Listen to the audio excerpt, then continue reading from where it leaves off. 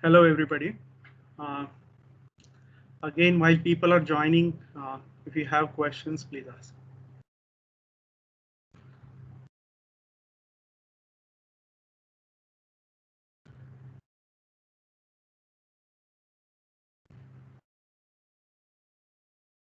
Excuse me, sir.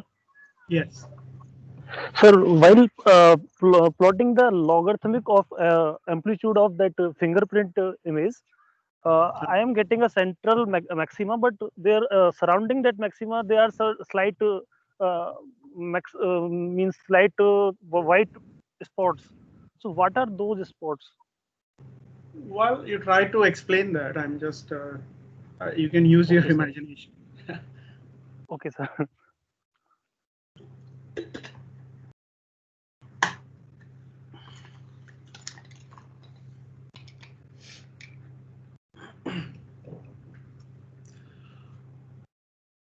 So uh, I'm going to start sharing my screen.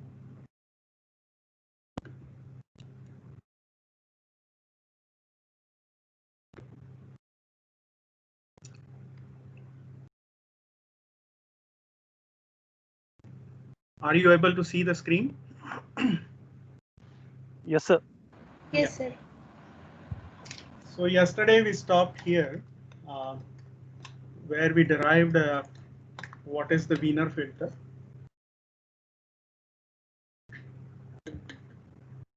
And we saw that the filter is explicitly including the noise statistics now. And so I was going to show you the image recovery with this filter, okay? And I'm going to show you this for two different noise levels so that you get an idea of what happens because of different noise. And I'm going to ask you to, in the next homework, maybe I'll ask you to implement something like this so that you are kind of convinced of this kind of result. So if you look at it, what you see is that we had the gin function, which is the ideal function. Then out of that, I simulated data. So this would be a data that is that you would get if there was a blur in the camera somehow. The blur can happen, by the way, by two reasons: by either by defocus or by maybe you have turned down the aperture of the camera. Although these two cases are slightly different when it comes to inverse problems, but anyway, both of these can cause some blur. And then I'm showing you two recoveries. One is for high SNR, so which means the noise added was low, and in the second case, the noise added was about 5 times the first case. And you see, can somebody qualitatively describe what is the difference between high SNR and low SNR that you can see? The image is sharper and high SNR. Yeah, so why do you think that happens? If it is sharper, what happens is, if you have high SNR, then the ratio of 1 by SNR that you have in the denominator is actually small. And as a result, the 1 by h, see, when mod h squared is more than SNR or 1 by SNR, then in those regions, the filter is effectively acting like a basic inverse filter 1 by h. But in regions of the filter where the value of mod h squared is actually below 1 by SNR, then what happens is at those places you are essentially dividing by the 1 by SNR number. And as a result, there will be those frequencies essentially will not count. And so when you have high SNR, you're able to get more special frequencies into effect when you are inverting, meaning if you are doing the inverse filter recovery or Wiener filter recovery. And if you have low SNR, then actually, if you look at the features, they are a little bit blurred because now all the frequencies have not been included. Okay. And what I want to do is, meaning beyond just recovering the image and making it look better, I want to take a little more fundamental view of what we mean by resolution itself. Okay. So I want to discuss that point a little bit more. So first of all, you notice that the recoverable resolution now really depends on the noise. Okay, so if you have low SNR, then you are going to lose resolution. If you have high SNR, then you are going to improve your recoverable resolution. Okay, and well, meaning when you have discussed resolution in your optics classes before, I think the issue of noise never arose, isn't it? Did the issue of noise ever arise in the definition of resolution? No, How sir. do you define resolution before? If you have a microscope, In terms of what did you lambda do and to? delta lambda. No, delta lambda is not the way. How did you define resolution before? When you talk about a microscope or a camera, if there are some Minimum criterions. minimum distance between 2 points that it can separately identify. Yeah, but now what I'm offering you is a slightly different definition of resolution. That meaning in the traditional definition, you would only say that whatever I see in G out is my resolution. Okay. But now I'm saying that if I have this G out available to me numerically, then maybe that doesn't decide what my resolution is. Because if I know how my system has formed this image, then potentially, depending on the SNR, I can get this high SNR recovery or low SNR recovery. So if you put the optics of the camera and the algorithm together, then as a whole system, I can say that the Wiener recoveries is what should decide my resolution, not just what I just record as a raw resolution. So meaning in old days, that was fine when you were recording things on a film that you did not have access to that image numerically. Then I don't think you can do much more than what you can resolve. So resolution will be decided by what you can see in the G out image. But now I'm saying that in the computational imaging framework, that is not what should decide your resolution, but the recorded image plus the algorithm is going to decide what you can resolve. Okay.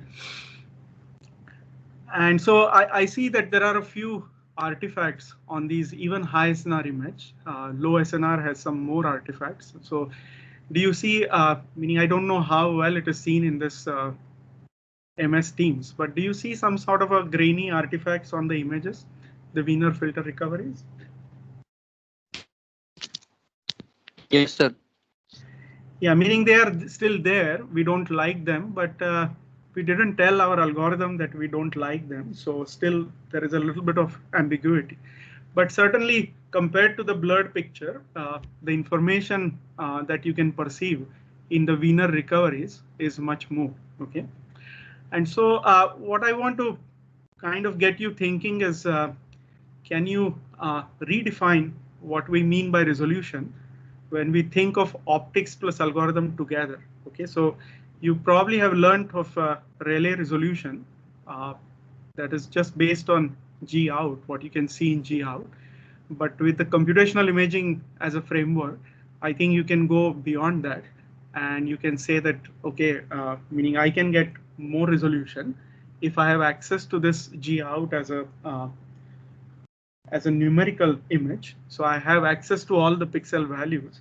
Then I can do something more to it algorithmically. And so my total resolution, meaning effective resolution for any application that uses this hardware optics plus algorithm together, is going to be more than what Rayleigh resolution I can claim. Okay, so resolution is no longer just a question of what you can see, but it's a question of what you can recover. Is this point clear to everybody?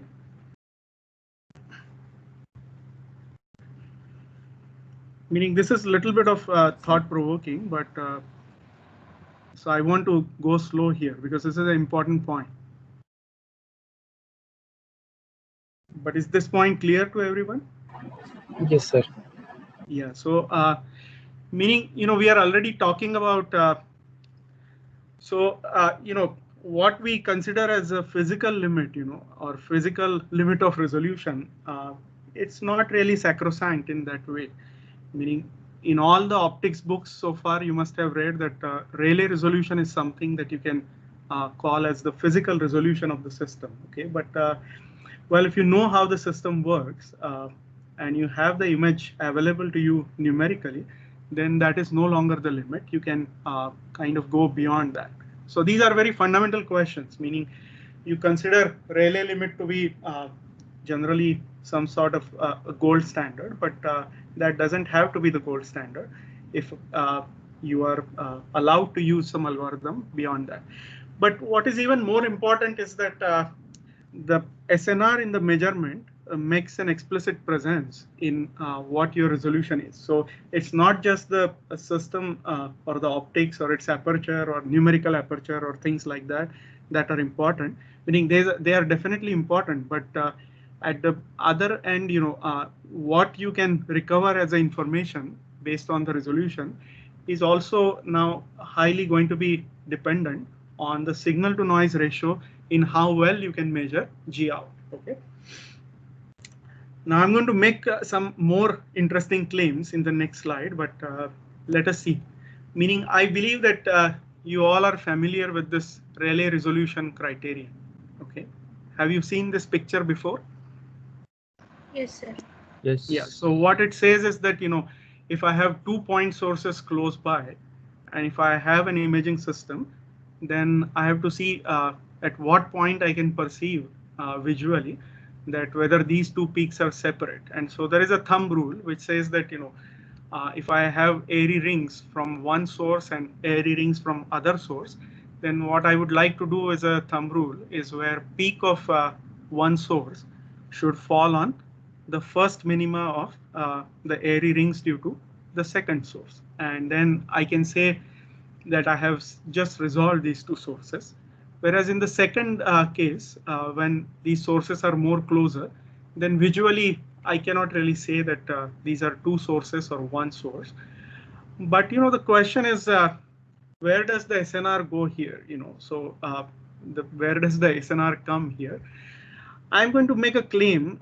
Maybe I want you to question me on this, but I'm going to say that if I have infinite SNR, then there is effectively no resolution limit. Now you can either argue for it or you can argue against it. What do you think?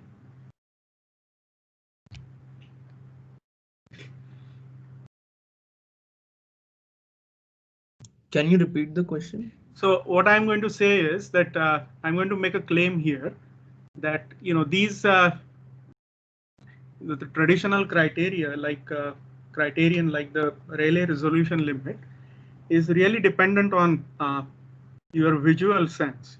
It does not really represent the truth, meaning it doesn't have to be the resolution limit when you think in the computational imaging framework. And I'm going to make a claim here that if we have infinite SNR, in principle, at least hypothetically, if I have infinite SNR, then there is really no resolution limit at all. I can go to as low a resolution that I want. Do you agree with this or you don't agree with this? Meaning, I want to motivate some discussion here. What do you think? Can I make such a claim? Sir, airy disks is a physical phenomena independent of how much is the SNR, right? Yes, that is true. But as I told you, SNR is a consideration that you cannot escape if you are thinking in the computational imaging kind of framework. Because I just showed you that, in this picture, G out is what the airy disk gave you. But when I applied inverse filter or Wiener filter as a recovery mechanism, then I can get these two images on the right hand side, which means I'm not really limited by the Rayleigh resolution. And so I'm going to say that, if I have infinite SNR, there is really no resolution limit. Sir, This is even a in view case that of is offered by the computational framework at least. Sir, even in case of infinite SNR, should the final output be not limited by the final resolution with which the image was captured? Yeah, so that's exactly what I'm showing you, that if you look at G out, even if it did not have noise, because anyways the noise is small, it is limited by the Rayleigh resolution. Okay, what you can perceive there visually, meaning, you know, it's essentially this image is the convolution of the ideal image times the PSF, which is going to be some sort of airy rings or something more blurry than that. But that is what is giving me my Rayleigh resolution limit. But computationally, that is not my resolution limit, isn't it? I can actually apply something like Wiener filter or something more complicated, but I can certainly see that in the high SNR recovery, for example, or even the low SNR recovery, if you look at the tripod, for example, okay, I can perceive it far better than what I can perceive in the G out. So traditional optics will say that G out is my resolution limit, but I don't agree with that. And I say that if I am allowed to, meaning Rayleigh was not allowed to use any algorithm beyond that. But if I'm allowed to use an algorithm, I can easily go beyond the Rayleigh resolution limit here. Okay. And so, but I'm still limited by what is my SNR. Okay, because once I get to numbers and I have the blurred image available numerically, then I can actually go.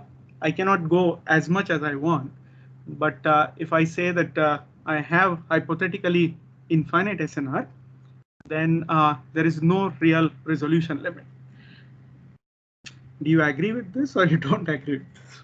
So, but this, I guess, pixel size will define SNR, right?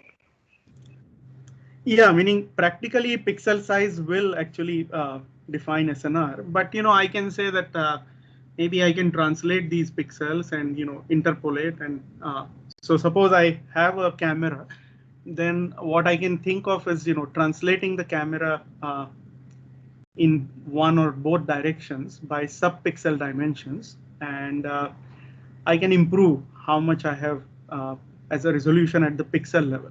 So suppose I have a possibility to, meaning, see, practically why does pixel size limit SNR is because in a given exposure time, pixel size of say 5 micron versus 1 micron, it is going to collect different amount of light.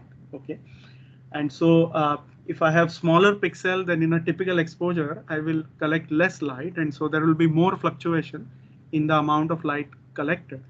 But in a sense, what I'm saying is I have a ideal detector. I can sample as fine as I want. Suppose there is no SNR consideration for me, so I'm going to claim infinite SNR.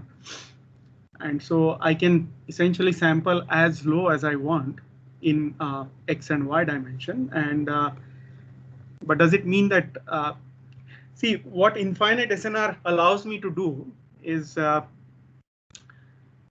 suppose in the figure on the right hand side where the visual, you know, the perception for me is that there is only one blob and not two blobs, isn't it? But really the question is, can I differentiate this case with the case where only one source was present? Okay. And my claim is that if I have infinite SNR, I can kind of distinguish these two cases where there was only one object present or both the objects present. And if I have infinite SNR, if I can tell that these are two different data, then my algorithm can always find me what the resolution is. But unfortunately, I never have infinite SNR available. But computationally, at least what I say is there is really no resolution limit. Okay. If my G out can tell me that these are two different sources or one source only, then meaning it's really a question of how well I can tell that.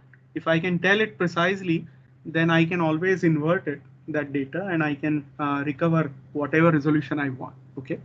So this seems somewhat unusual and kind of thought-provoking, but it is kind of a reasonably well-accepted view now in computational imaging community that resolution is not really dependent on optics per se, but in principle, meaning, we also understand that in principle, infinite SNR is just a dream right now.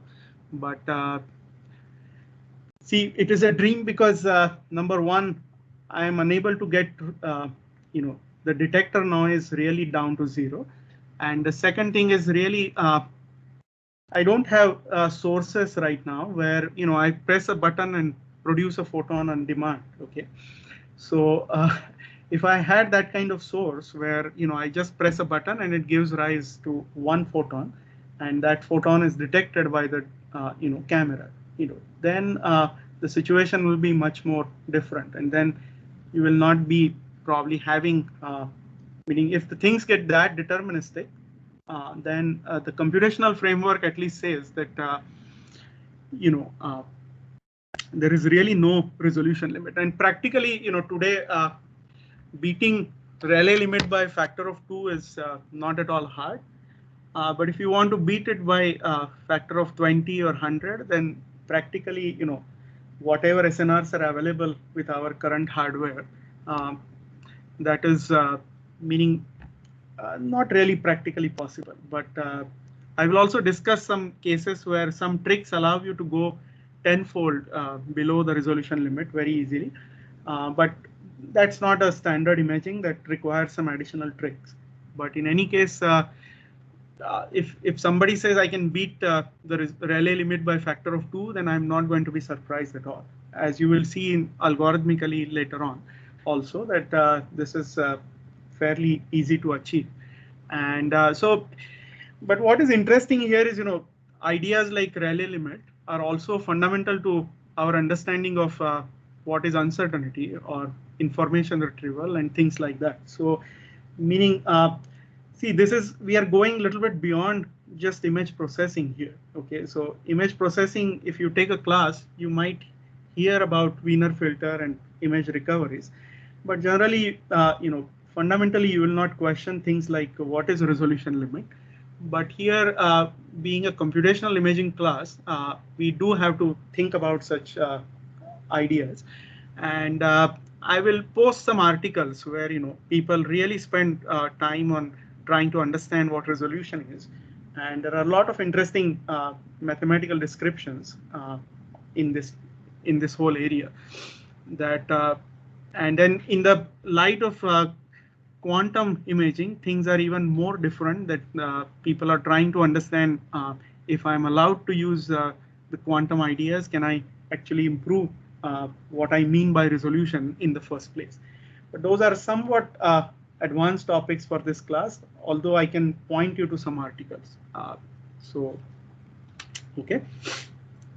But you kind of, it's kind of shocking when you first think about it, that, all along in my education, I kind of thought of Rayleigh resolution limit as something sacrosanct, but that is not really sacrosanct, meaning all these limits that we have been thinking for 100 years, meaning they can be, meaning you can break them practically, and it's not just in theory or mathematics, but practically you can actually beat them. Okay. So we'll discuss more on this as the class proceeds. So right now you just kind of think about it, because it's a very important point, and it's kind of fundamental point. Because it's also kind of, when I look at these pictures, like G out and the recovered picture, there is also a sense that I have recovered more information in the meaning the information achievable, meaning information recovery is more in the Wiener filter recoveries than in the G out itself.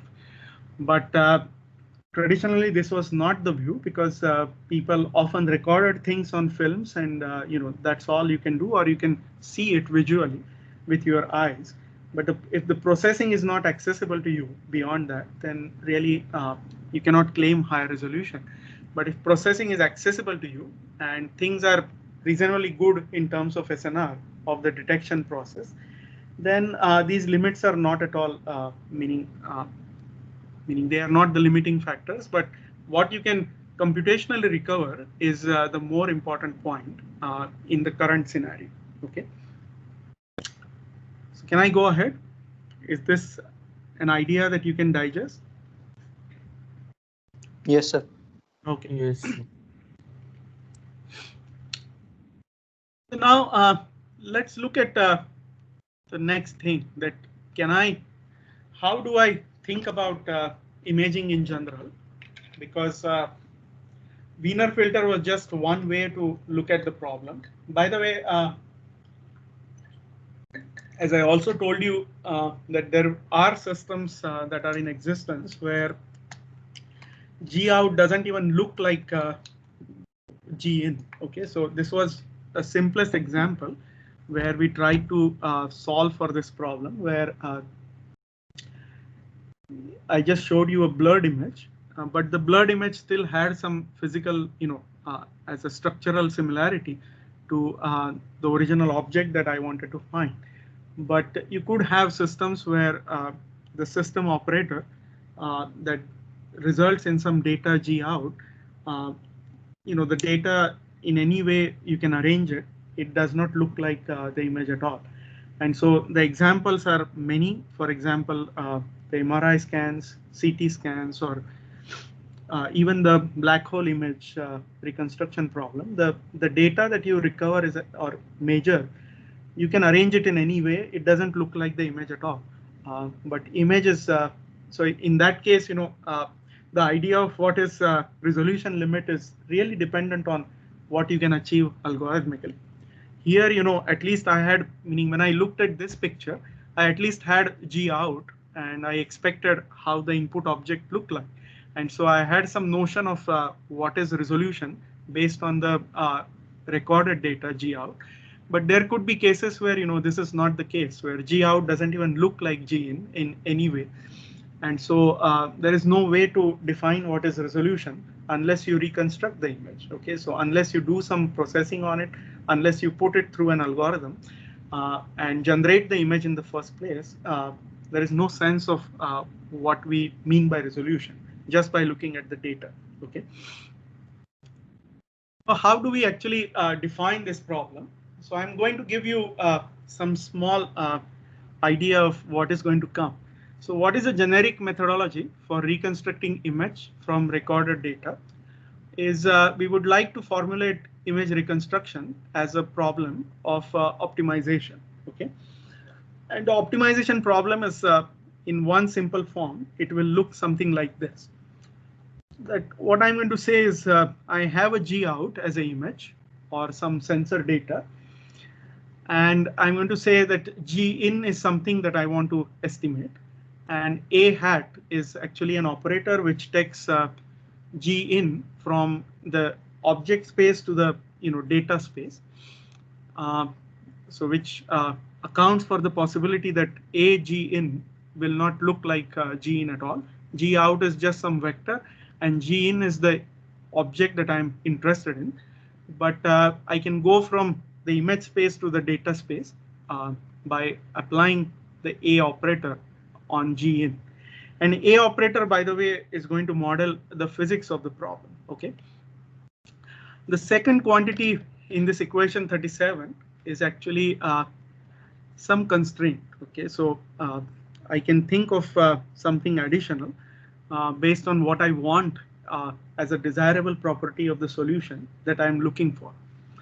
And so this cost function actually C, the C of G in are just going to be scalars or numbers. Okay, so there is some function G in acting on all pixels of G in, but that actually generates, the first term, for example, is a norm. So norm is just, as you see, it is an integral of the quantity inside that, and then whole squared.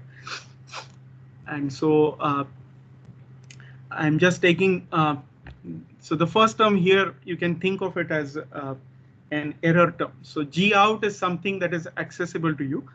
A hat is something that is the physics model for how that A out is generated. So for example, in the 4F imaging system, A hat just corresponded to convolution with the impulse response. But in another system, the physics model will be something different. And alpha is a positive constant generally, which in the usual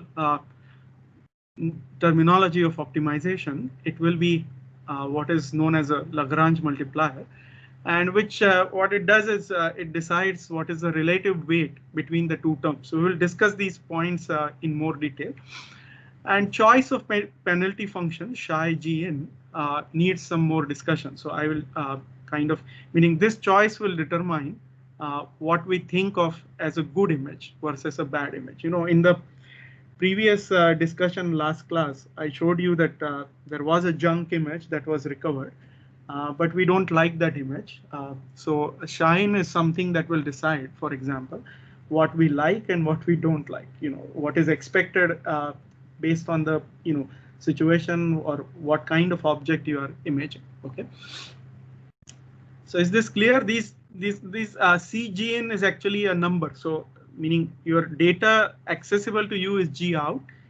A hat is a model for the system. So you can make a model in the computer to simulate the physics of how G in is converted to G out space. But our aim is to find a guess image G in, which will tend to minimize this cost function. So sometimes just the minimizing error is not sufficient, because you might have solutions which have both may have same error or an ambiguity of solutions where multiple solutions may show same error. But so that is what is mean by this additional constraint term. We will discuss how to design the constraint term so that it goes, the solution of this optimization problem goes towards what we like. Okay. So again, the way it is defined, C1 is more like a data consistency term or squared error term, and C2 is the penalty on the constraint that tells the solution what is desirable in a given application. Okay. So is this clear to everyone?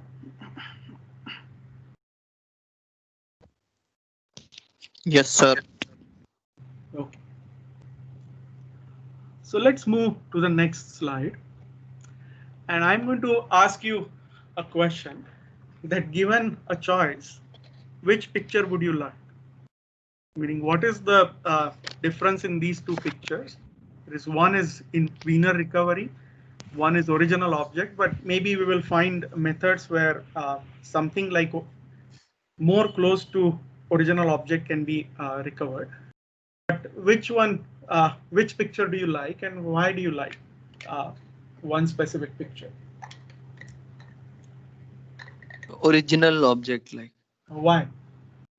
Because there are some features that are clearly visible, like we can see like that picture is sharp edges and small features are clear, like that in the next picture we can't see the button like in the code, so that is why I like. Okay. And you can also see on top of it there is some sort of a grainy pattern, is it? On the Wiener recovery, there is some sort of a pattern still there, because we are kind of still operating at the boundary of what SNR I have. Okay, I can choose to, instead of 1 by SNR, I can use, for example, 3 by SNR. It's just a thumb rule, and maybe some of that grainy stuff will go away. But I kind of have to balance between what resolution I get and what artifacts I get, isn't it? So I'm going to say that the most annoying part about the second picture is this grainy pattern. There is also some sense of loss of resolution, but also there is a grainy pattern on it, that you don't like. And how do you tell an algorithm that you do not like this feature? So meaning if there is something like that, the grainy pattern, there should be a penalty for going towards that kind of solution. Okay. And so if I So let's suppose I did something like this. So as an example, we will take a function psi of g, which is integral of the gradient of the picture. Okay. This penalty is well known now and is known as the total variation or TV of the picture. Okay. And so what happens if I try to calculate TV of the first picture and TV of the second picture? Which one will be higher or which one will be smaller? What do you think? So I'm going to take the first picture, calculate the gradient at each of the pixels, and I'm just going to sum up all the gradients versus I take the second picture.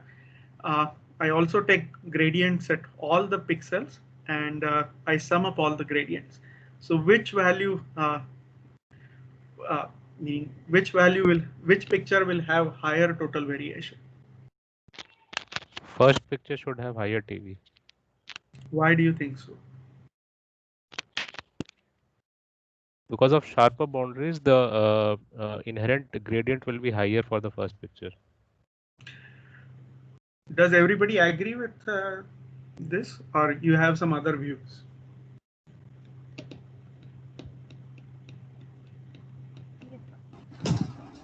So maybe if it's a grainy pattern, that means that the pixel value at each subsequent pixel is changing. So maybe there'll be a lot of individual pixel variations leading to a higher TV value in the second picture. So yes, so the second answer is correct. Actually, if you look at the sky part, for example, in the two pictures, in the first picture, it is essentially just flat. Okay. And so there will be no contribution to gradient from there.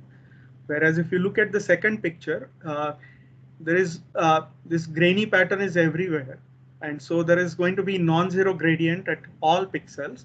And so if you try to add it up, actually, you will see that the total variation actually goes up pretty high quickly, meaning wherever there is a non-zero gradient, that is going to contribute to this. And maybe I will ask you to calculate this in the exercise, but the idea is that if you have a lot of small oscillations everywhere in the picture, what will happen is mod of grade. So we are not looking at just the pixel values, but we are looking at the gradient of pixel values. So what do I mean by gradient G mod, which means I can calculate the gradient in both the directions, in X direction and Y direction. I will shortly show you how to do that. But so I can take a square of X gradient and add the square of Y gradient and then take a square root. That will be the magnitude of gradient. And I sum up all the pixels, I sum up the gradient at all pixels. And so this is one way to tell the picture that I don't like this grainy pattern, is to say that, look Hello, for sir. a solution. Yes. Sir, I'm sorry, I cannot get the meaning of the gradient of the pixel. Is it telling the intensity, or can you elaborate? Yeah, I will elaborate it soon. So let's go to the next slide. Okay, so what I mean by gradient is this. Okay, so I have a image matrix G, which is a matrix of, say, size n by n. Okay. Now in the X direction, if I want to calculate gradient, then I want to calculate gradient along the columns. And if I want to do Y gradient, then I want to do gradient along the rows of the image. So for example, gradient xg, which I can also denote sometime as gx mn, that is going to be, look at this equation 38 and 39. So what I have done is gradient at pixel mn will be given by the value gmn plus 1 minus gmn minus 1 divided by 2. Okay, so for calculating gradient at a pixel, I'm going to go to the value one column right to the pixel and one column left to the pixel. Okay. And this difference, so this is like a central difference that you may be familiar with. Similarly, for the Y gradient, what I'm going to do is I'm going to go to a row next to the pixel and the row before the pixel. So I have gm plus 1 n minus g m plus, sorry, it has to be m minus 1 n. Okay, in the second equation it is g m plus 1 n minus g m minus 1 n. Okay, and so once I have these gradient images, then what I can do is take a square root of mod, meaning gradient x squared plus gradient y squared, and then sum up all the pixels. Okay, is that clear what I mean by gradient now? Yes, sir. Okay, so Excuse in me, this sir. here, yeah, In the last equation, why there are two sum operators? because the sum is over row index as well as the column index. Okay, see, Sir, in the definition You here, please further elaborate, sir. yeah, so see, the m index represents the row index for the picture, and the n index is representing the column. Okay, so if you look at the definition for Xi here in the last line of this slide, we are integrating over x and y both.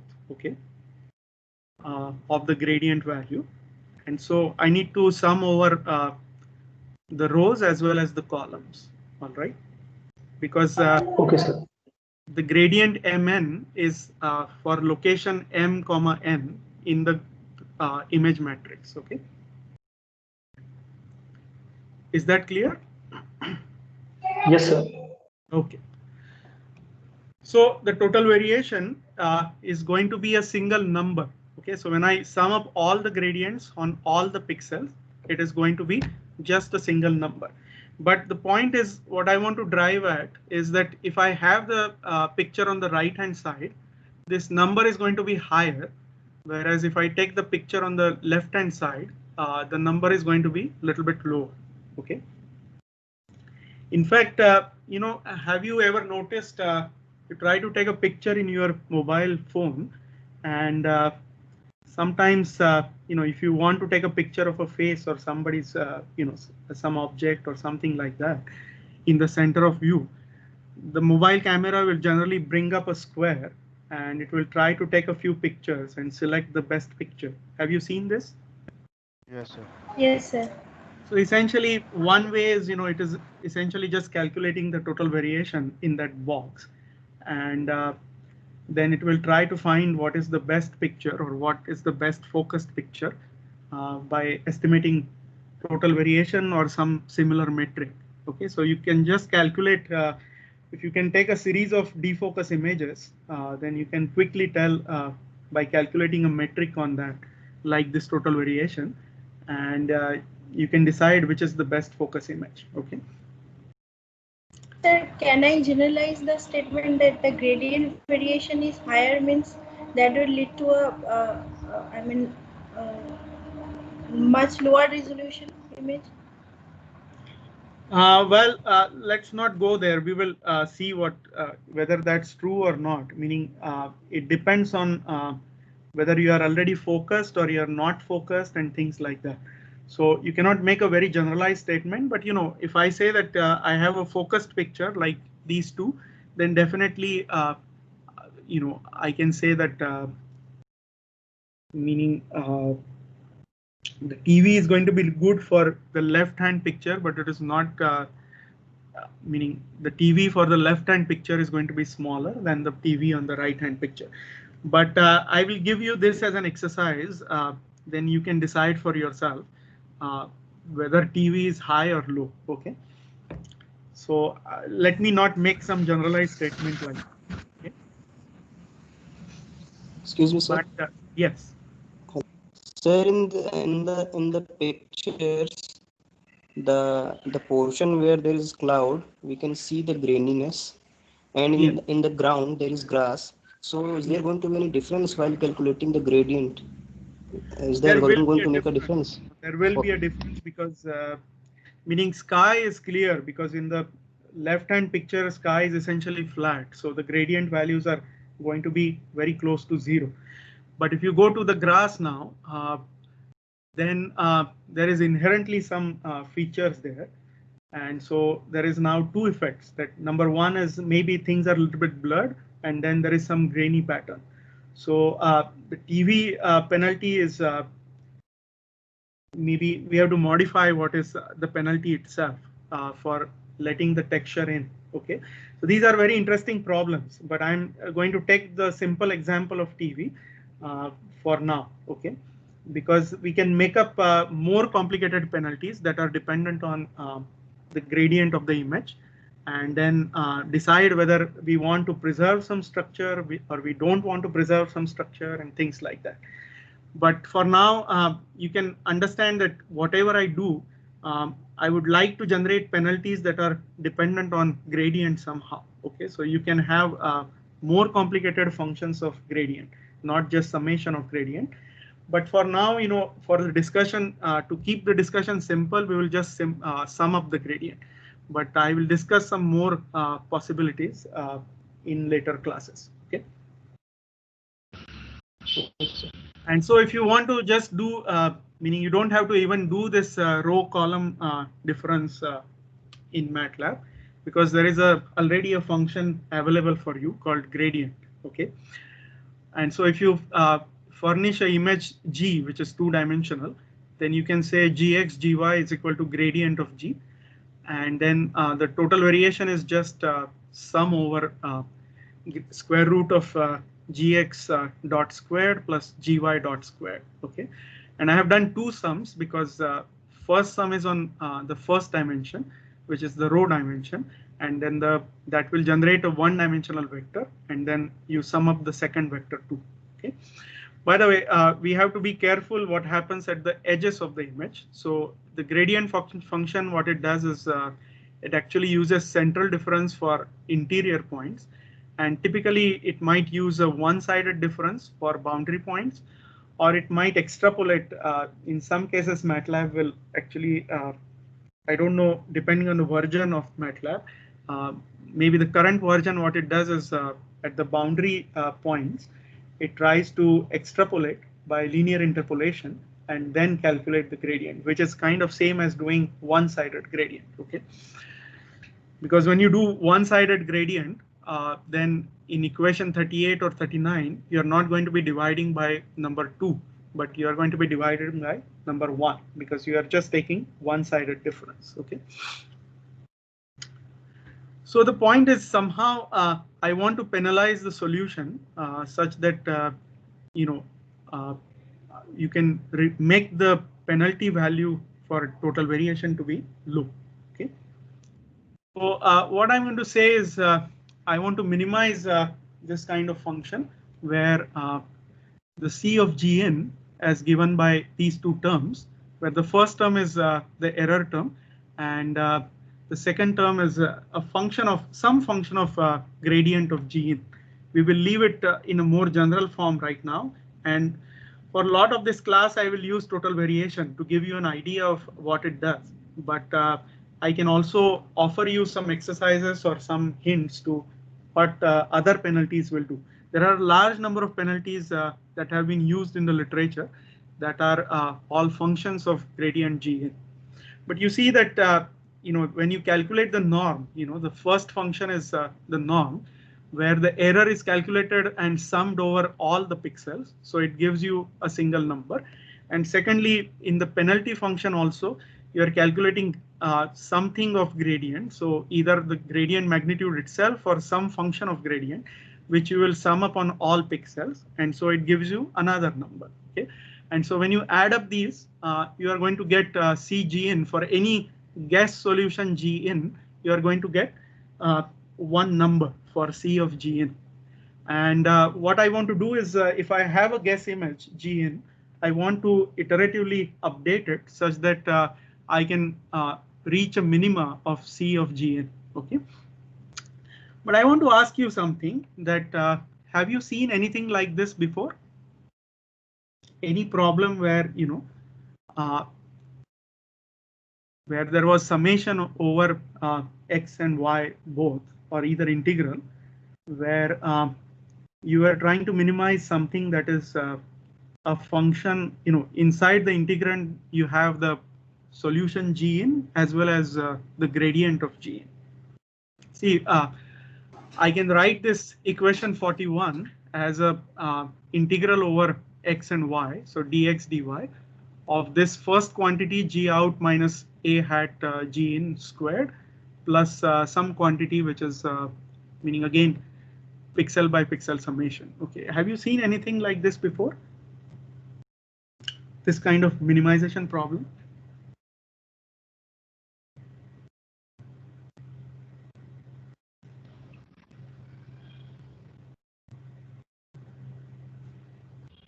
I'm sure you have seen it, but it was never posed in this form, so it's hard to recognize.